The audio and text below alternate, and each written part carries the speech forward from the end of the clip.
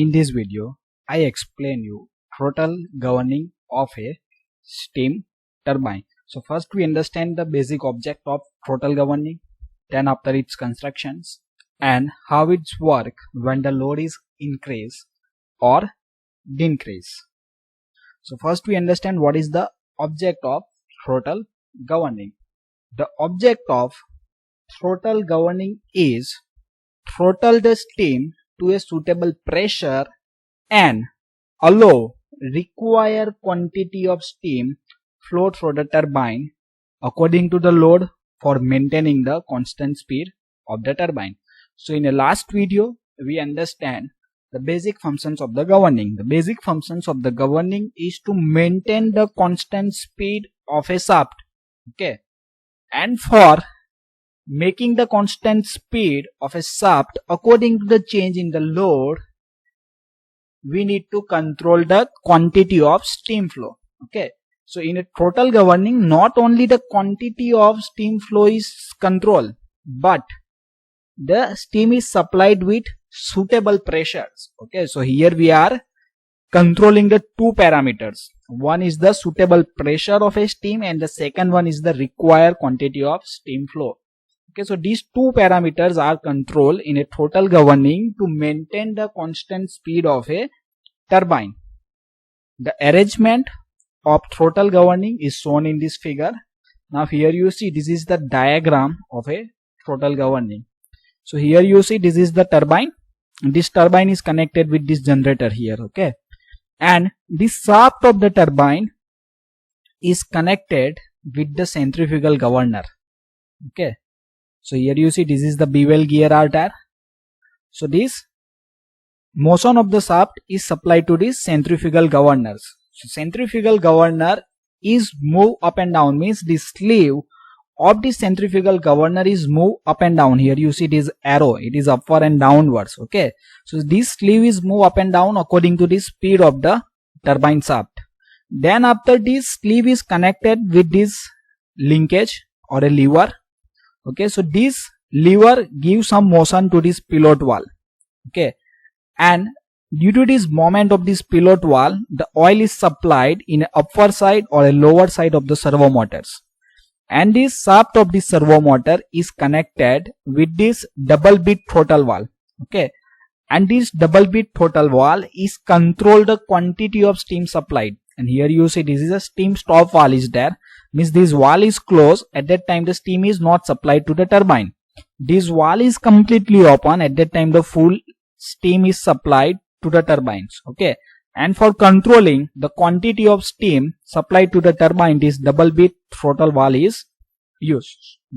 So these are the various components of the throttle governing. Okay, and this is the oil pump, means this servo motor is operated by the oil. Okay, so in this oil pump the pressure of the oil is increased and this oil is supplied in pilot valve, and then after oil is supplied to servo motors, and by moment of the servo motors this opening to the turbine is changed, and due to this opening area is changed, then the quantity of the steam is changed.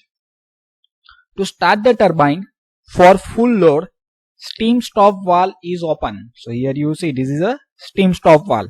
So when we require to run the turbine on the full load, we need to open this steam stop valve. The operation of double bead throttle valve is carried out by an oil servo motor which is controlled by centrifugal governors. Now after this steam stop valve, the next component is this double bead throttle valve, and this motion of the double bead throttle valve is controlled by these oil operated servo motors, and this oil operated servo motor is controlled by these centrifugal governors and these pilot valves. Okay, so here you see the sleeve of the centrifugal governor is connected with this pilot valve as well as with the servo motors. Under the normal operation, means first we understand the normal operation, then after we discuss about the second case when the load is increased, and then after we discuss about the third case when the load is decreased. So under the normal operation, the piston of servo motor. So where is the piston of servo motor? This is a servo motors, okay, and inside this servo motor here you see one rectangle with the section. This is the piston, okay. So piston of the servo motor occupies position midway between its travel, in which both the inlet and exit port of the pilot valve connecting to the servo motors are closed. Okay, so here you see this is the piston of the servo motors and they are at the mid positions, okay. And during this normal position, in a pilot valve, its inlet and exhaust port both are closed. Here you see this is the inlet port from the servo motors, this is the outlet ports, okay. Okay, and here you see in this pilot valve, these both the valves are closed, okay.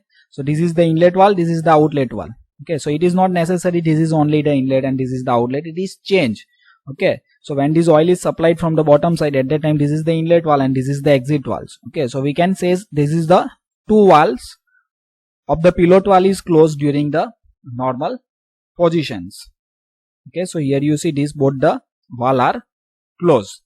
So any displacement of sleeve of a centrifugal governor due to the change in electric load cause a displacement of the pilot valve.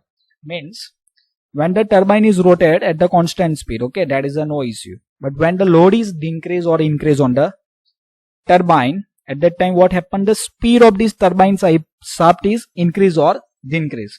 When the speed of the turbine shaft is increase or decrease, the sleeve of the governor is moved up and down, okay. And according to this moment of the sleeve, this pilot valve is operate. And this pilot valve is operate, then the oil is supplied either upper side of the servo motors or either supplied from the downside of the servo motors.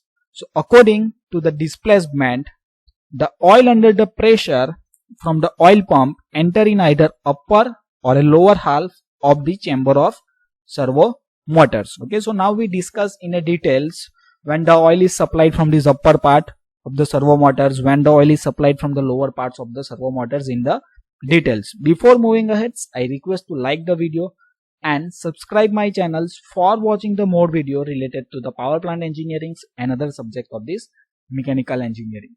For power plant engineering, various link is provided in descriptions as well as in car. For other subject, I request to visit the playlist. Now second case, we understand when the load on the generator is decrease, okay. So when the load on the generator is decreased, when we switch off the various electrical appliances at our home, the load on the generator is decreased or the load on the turbine is decreased, okay. Then what happen? So when the load is decreased, at that time the speed of the generator and turbine is increased, okay. So in the last video, why the governing of the turbine is required, in which I give the simple examples of the bicycles, okay. So you and your friend is traveling on the bicycles. When your friends are go away from the bicycle, then what happen?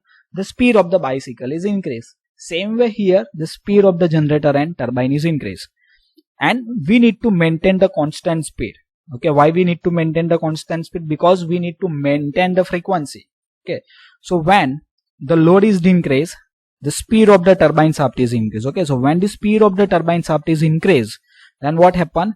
The ball of the centrifugal governor is move in upper directions.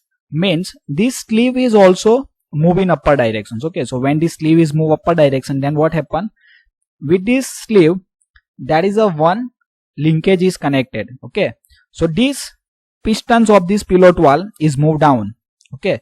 So then this valve is moved down. At that time, the oil coming from the pump is moved from this upper valve of this pilot valve, and the oil is enter in this upper part of the servo motors, and this piston of the servo motor is moved downwards, okay. And when this servo motor or the pistons of the servo motor is moved down, then what happen?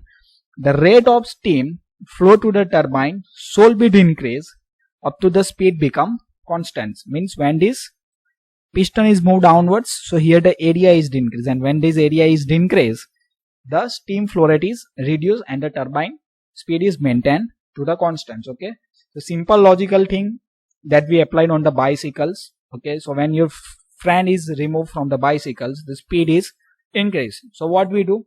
We not give any input, means we are not giving energy to the pedals, then the speed of the cycle is start to increase, or either we applied these brakes. Okay, now the second case, the load on the generator is increased. So when the load on the generator is increased in the power plant, when we switch off the various electrical appliances at our home, the load on the generator is increased. And when the load on the generator is increased, what happens? The speed of generators and turbine is decreased. Okay, so when the speed of the turbine and the generator is decreased, then what happens? The ball of the centrifugal governor is rotated with the smaller speed or a lower speed. Then after the sleeve is moved down. Okay, when the sleeve is moved down, then what happens? This linkage is moving in the upper directions. Okay, and when this linkage is moving upper directions, then what happens? The oil is entered from these lower parts of this pilot valve as well as from the servo motors, and the piston of the servo motor is moving in the upper directions. So when this piston of the servo motor is moving upper direction, then what happens? Here this position of this double bead throttle valve is changed, and when this position of the double bead throttle valve is changed, at that time what happens? The rate of steam flow to the turbine should be increased up to the speed become constant. Okay, so simple logical thing is that when the load is decreased, speed is reduced, and we need to increase the speed of the turbine, means we need to supply the more mass of the steam. Okay, so these are the various three cases we discussed. One is the normal position, second one is the load on the generator is decreased, and third one is the load on the generator is increased. So thank you for watching this video. If you learned something, then like the video, subscribe my channels, and don't forget to share with your friends.